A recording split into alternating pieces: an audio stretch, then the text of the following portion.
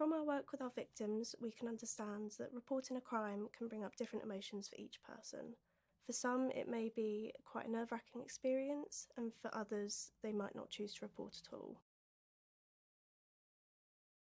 Sometimes professionals could do something called third-party reporting, which is where the victim isn't having to report the crime themselves.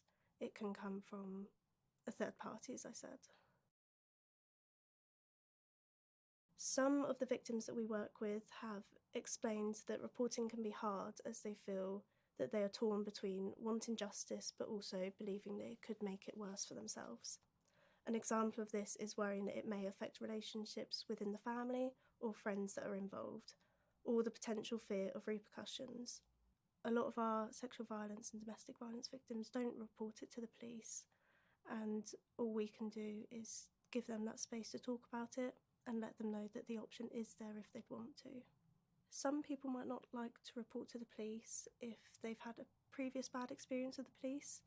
They might have a understanding that the police might not help them. They might feel that they are just going to push their problems aside and that they're not going to actually help solve the problem that's happened. Some victims will report crimes later in life as they didn't feel they were able to at the time. Some of these victims may also just want to be heard, and they might also want to hear options such as anonymous reporting or third-party reporting if they don't want their identity to be known. Quite a lot of the time with our victims that have reported their crimes to the police often feel an overwhelming relief that they have done this. It makes them feel that they are going to get the support and they are going to be able to overcome this problem that they faced. Choosing to report is not always simple. Victims may have a lot to consider and need to talk their concerns through. A professional could help a victim if they are going to report it to the police by listening to them, by giving them the space to talk openly about their feelings and about what worries they might have with reporting.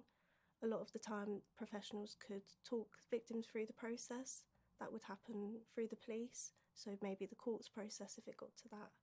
They could also help them by sort of third-party reporting as well. Reporting a crime can be empowering and help victims to feel safer, but it can also be a scary and overwhelming experience. This is the start of a victim's criminal justice journey, and they may not know what to expect. We need to give them the information and support they need to navigate the criminal justice system. Victims might not know how to report, so it is important we share this information.